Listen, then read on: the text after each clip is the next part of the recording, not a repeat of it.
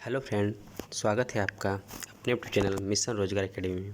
Friends, इस video हम लोग बात करेंगे 28वां विश्व ओजोन दिवस के बारे में, जो कि हाल ही में चर्चा का विषय रहा है। वीडियो स्टार्ट करने से पहले आपके लिए डेली की तरह ऊर्जावान थॉट्स जो आपको अंदर से मोटिवेट बना रखे। शुरू तो कोई भी कर लेता है मगर योद्धा वही है जो अंजाम तक लेकर जाए। कहने का मतलब है, हमारे अंदर एक चिंगारी आती है कि हम इस एग्ज़ाम को क्रैक कर लेंगे, बट उस चिंगारी को हम ज्वाला बनने ही नहीं देते हैं। हम ठानते हैं कि यूपीएससी को हम क्रैक कर लेंगे या बैंकिंग में हम गवर्नमेंट जॉब पा जाएंगे, लेकिन उस पर हम बढ़िया से मेहनत नहीं करते हैं। स्टार्टिंग में तो मेहनत होती है, लेकिन जैसे समय बीतता है तो हम उस पर अमल नहीं करते हैं, ट्रैक से भटक जाते हैं। तो कहने का मतलब है, जिस चीज़ को ठानिए उसको भरसक प्रयास कीजिए कि उस पर अपना 100% दें और उसे हासिल करने की कोशिश कीजिए। जब तक आप हार न मान जाएं तब तक उस पर मेहनत करते रहिए। चलिए इसी के साथ सेशन के स्टार्ट करते हैं। आज हम बात करेंगे 28वां विश्व ओजोन दिवस के बारे में। ये चर्चा में क्यों रहा उसकी हम बात करेंगे। हाल ही में भारत ने 28वां विश्व ओजोन दिवस मनाया है। ओजोन परत के संरक्षण के लिए मॉन्ट्रियल प्रोटोकॉल पर हस्ताक्षर करने के उपलक्ष्य में प्रत्येक वर्ष 16 सितंबर को विश्व ओजोन दिवस के रूप में मनाया जाता है। यह उससे रिलेटेड फिगर है। विश्व ओजोन दिवस 16 सितंबर को मनाया जाता है। बात करते हैं ओजोन परत के संरक्षण के लिए मॉन्ट्रियल प्रोटोकॉल पर हस्ताक्षर करने के उपलक्ष्य में प्रत्येक वर्ष 16 सितंबर को विश्व ओजोन दिवस के रूप में मनाया जाता है। विश्व ओजोन दिवस 2022 का विषय या थीम क्या है? तो मॉन्ट्रियल प्रोटोकॉल @35 पृथ्वी पर जीवन की रक्षा करने के लिए वैश्विक सहयोग, यह विश्व ओजोन दिवस 2022 की थीम रही। इससे रिलेटेड प्रमुख बिंदु की हम चर्चा कर लेते हैं। इस अवसर पर the Montreal protocol India's success story का 23वां संस्करण जारी किया गया। इस अवसर पर जारी किए गए पर्यावरण, वन और जलवायु परिवर्तन मंत्रालय के ओजोन सेल के अन्य प्रकाशनों में शामिल है। भवनों में थीमेटिक एरिया स्पेस कूलिंग के लिए इंडिया कूलिंग एक्शन प्लान अर्थात ICAP की सिफारिशों को लागू करने हेतु कार्य योजना, गैर क्षयकारी पदार्थ अर्थात ODS आधारित रेफ्रिजरेंट का उपयोग करने वाले रेफ्रिजरेशन और एयर कंडीशनिंग अर्थात RAC उपकरण के लिए सार्वजनिक खरीद नीतियों की अध्ययन रिपोर्ट, गैर ODS और निम्न GWP रेफ्रिजरेंट को बढ़ावा देने के लिए भारत में कोल्ड चेन क्षेत्र पर अध्ययन रिपोर्ट, रूम एयर कंडीशनर के ऊर्जा कुशल संचालन के लिए अच्छी सर्विसिंग प्रथाओं पर पुस्तिका,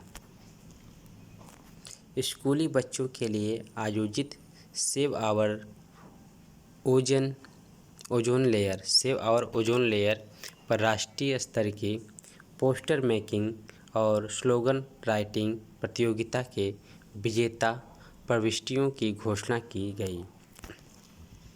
बैठक में पर्यावरण के लिए जीवन शैली अर्थात लाइफ को अपनाने का आह्वान किया गया, क्योंकि यह टिकाऊ जीवन शैली की अवधारणा के अनुरूप है, जो हमें बिना सोचे समझे नहीं बल्कि सावधानी से संसाधनों के उपभोग और उपयोग के लिए प्रोत्साहित करता है।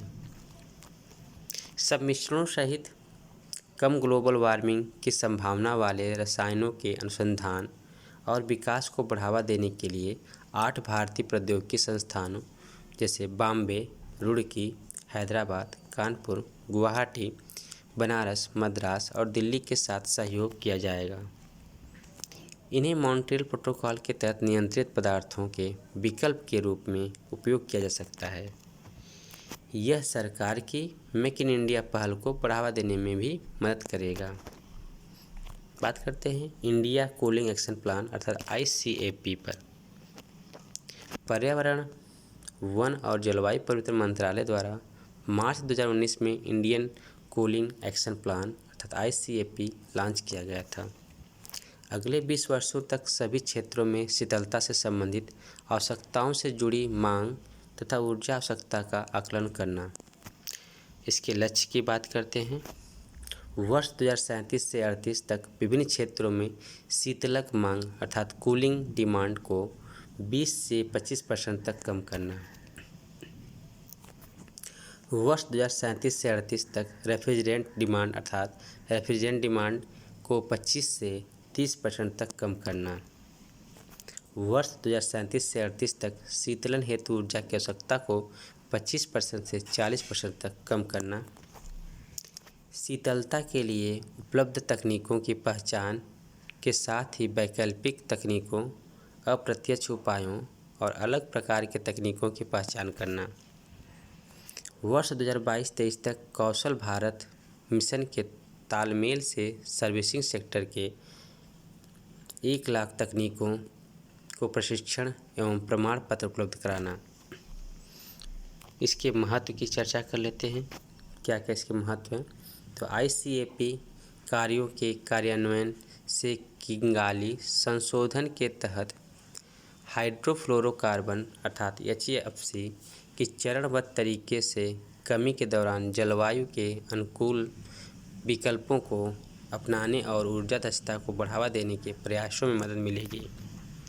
यह 2021 में पार्टियों के 26वें जलवायु परिवर्तन सम्मेलन अर्थात COP26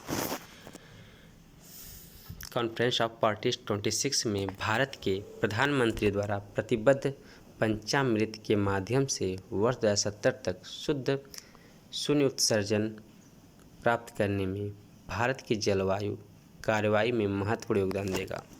बात करते हैं मॉन्ट्रियल प्रोटोकॉल, जो कि इससे संबंधित है। मॉन्ट्रियल प्रोटोकॉल ओजोन क्षयकारी पदार्थों के उत्पादन को रोकने के लिए एक विश्वव्यापी समझौता है। मॉन्ट्रियल प्रोटोकॉल ओजोन क्षयकारी पदार्थों के उत्पादन को रोकने के लिए एक विश्वव्यापी समझौता है। जिन कारणों से ओजोन परत की क्षय होती है उन्हें रोकने के लिए यह चलाया गया एक प्रोटोकॉल है। 16 सितंबर 1987 को अपनाया गया प्रोटोकॉल अब तक की एकमात्र संयुक्त राष्ट्र संधि है जिसे पृथ्वी पर प्रत्येक देश एवं सभी संयुक्त राष्ट्र सदस्य राज्यों द्वारा अनुमोदित किया गया है। इसने रेफ्रिजरेटर, एयर कंडीशनर और कई अन्य उत्पादों में 99% ओजोन क्षयकारी रसायनों को चरणबद्ध तरीके से समाप्त कर दिया है। भारत जून 1992 से मॉन्ट्रियल प्रोटोकॉल का पक्षकार है। बात करते हैं मॉन्ट्रियल प्रोटोकॉल के कार्यान्वयन में भारत की उपलब्धियां क्या क्या रही, उसकी हम चर्चा करते हैं। भारत ने मॉन्ट्रियल प्रोटोकॉल अनुसूची के अनुरूप 1 जनवरी 2010 को नियंत्रित उपयोग के लिए क्लोरोफ्लोरोकार्बन अर्थात CFC, carbon tetrachloride, halon, methyl bromide और मिथाइल क्लोरोफॉर्म को चरणबद्ध तरीके से समाप्त कर दिया है।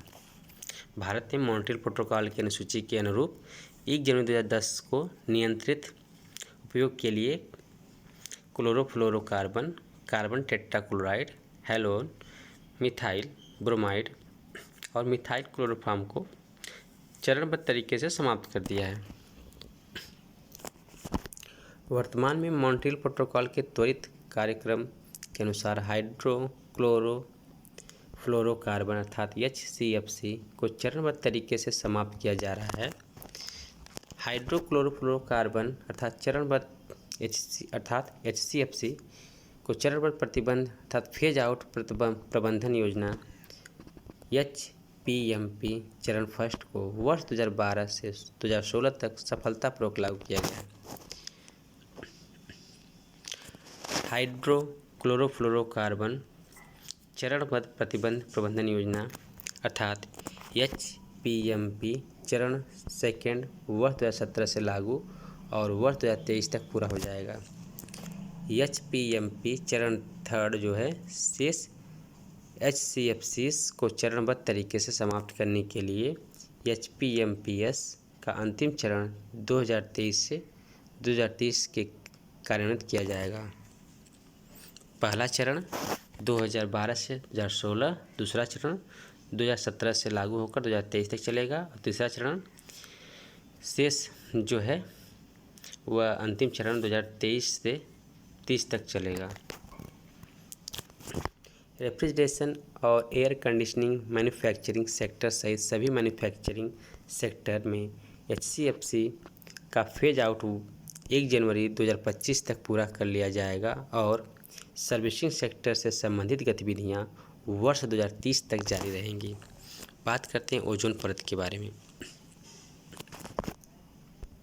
ओजोन परत या ओजोन लेयर, रासायनिक सूत्र इसका होता है O3 होता है। O3 इसका रासायनिक सूत्र होता है। O3 के साथ ओजोन ऑक्सीजन का एक विशेष रूप है। हम जिस ऑक्सीजन में सांस लेते हैं और जो पृथ्वी पर जीवन के लिए बहुत महत्वपूर्ण है वह ऑक्सीजन है, O2 है। ओजोन का लगभग 90% प्राकृतिक रूप से पृथ्वी के ऊपरी वायुमंडल अर्थात समताप मंडल में पृथ्वी की सतह से 10 से 40 किलोमीटर के बीच होता है, जहां यह एक सुरक्षात्मक परत बनाता है जो हमें सूर्य की हानिकारक पराबैंगनी किरणों से बचाती है। जो ओजोन लेयर होती है यह समताप मंडल में होती है। ये पृथ्वी की सतह से 10 से 40 किलोमीटर के बीच रहती है। इसका कार्य है सूर्य से आने वाली हानिकारक पराबैंगनी किरणों से हमें सुरक्षा प्रदान करना, पृथ्वी को सुरक्षात्मक आवरण प्रदान करना। यह अच्छा ओजोन धीरे धीरे मानव निर्मित रसायनों द्वारा नष्ट किया जा रहा है। जो कि पहले अच्छा था, अब मानव निर्मित रसायनों द्वारा इसको नष्ट किया जा रहा है, जिन्हें ओजोन घटाने वाला पदार्थ अर्थात ODS ओजोन डिप्लेटिंग सब्सटेंस कहा जाता है, जिसमें CFC, HCFC, halon, methyl bromide, carbon tetrachloride और मिथाइल क्लोरोफॉर्म शामिल है। जब समताप मंडल में क्लोरीन और ब्रोमीन परमाणु ओजोन के संपर्क में आते हैं तो वे ओजोन अणुओं को नष्ट कर देते हैं। समताप मंडल से हटाए जाने से पहले एक क्लोरीन परमाणु 1 लाख से अधिक ओजोन अणुओं को नष्ट कर सकता है। प्राकृतिक रूप से बनने की तुलना में ओजोन अधिक तेज़ी से नष्ट हो सकता है। ओजोन परत के क्षरण से मनुष्यों में त्वचा कैंसर और मोतियाबिंद की घटनाओं में वृद्धि होती है। यदि ओजोन परत का क्षरण होता है तो मनुष्यों में त्वचा कैंसर और मोतियाबिंद की घटनाओं में वृद्धि हो जाएगी। वनाग्नि ओजोन परत को कैसे प्रभावित कर रही है? जो वनों में आग लग जा रही है उसके कारण ओजोन परत की कैसी बर्बादी हो रही है, प्रभावित हो रहा है, उसकी हम चर्चा करते हैं। तो जलवायु परिवर्तन पर अंतर सरकारी पैनल अर्थात IPCC के अनुसार बढ़ते वैश्विक तापमान और शुष्क परिस्थितियों के कारण दुनिया भर में लगातार बड़े पैमाने पर जंगल में आग लग रही है। संयुक्त राष्ट्र पर्यावरण कार्यक्रम UNEP United Nation environment programme के अनुसार 2050 तक भीषण वनाग्नि की तीव्रता में 30% की वृद्धि होने की संभावना है। इस तरह की घटनाएं मॉन्ट्रियल प्रोटोकॉल के तहत 35 वर्षों के प्रयासों को पूर्ववत स्थिति में ला सकती है। वनाग्नि भी इस दुष्चक्र को बढ़ा सकती है। ओजोन परत में कमी अर्थात क्षरण, दक्षिणी ध्रुवीय भंवर पोलर वर्टेक्स, दक्षिणी ध्रुव पर निम्न वायुदाब और शीतल वायु के प्रभाव को मजबूत करती है। यह एक फीडबैक लूप बनाता है। ध्रुवीय भंवर जितना मजबूत होता है उतना ही यह आसपास के ओजोन को कम करता है और उतने ही अधिक समय तक यह ओजोन छिद्र को खुला रखता है। ऑस्ट्रेलिया के जंगल की आग जून 2019 से मार्च 2020 तक जारी रही और इससे 1 मिलियन टन से अधिक धुआं निकला जो समताप मंडल तक पहुंच गया, जिसने ओजोन परत के छिद्रों के आकार में वृद्धि में मदद की। ऑस्ट्रेलिया के जंगल में जो आग लगी थी जून 2019 से मार्च 2020 तक, वह 1 मिलियन टन से भी अधिक धुआं निकाला था और जो कि समताप मंडल में स्थित ओजोन परत की जो छिद्र है उसके आकार में वृद्धि भी की। इस वनाग्नि के कारण 33 मिलियन हेक्टेयर से अधिक भूमि जल गई और 3 अरब जानवर मर गए। जो ऑस्ट्रेलिया में आग लगी थी उसके कारण 33 मिलियन हेक्टेयर से अधिक भूमि जल गई और 3 अरब जानवर मर गए या विस्थापित हो गए और जितनी संपत्ति का नुकसान हुआ उसकी वजह से यह देश की सबसे खराब प्राकृतिक आपदा बन गई। तो ये रहे ओजोन परत से संबंधित कुछ महत्वपूर्ण तथ्य। तो फ्रेंड्स, आशा करता हूँ कि यह वीडियो आपके लिए काफ़ी हेल्पफुल होगा। यदि फ्रेंड्स वीडियो अच्छा लगे तो please like share and comment कीजिएगा, जिससे कि हमारा मोरल डाउन ना हो और आगे हम भी अच्छे अच्छे वीडियो आपके लिए प्रोवाइड करते रहें। चलिए इसी के साथ हम वीडियो की समाप्ति करते हैं। मिलते हैं अगली वीडियो में, तब तक के लिए bye bye. Thank you and have a nice day.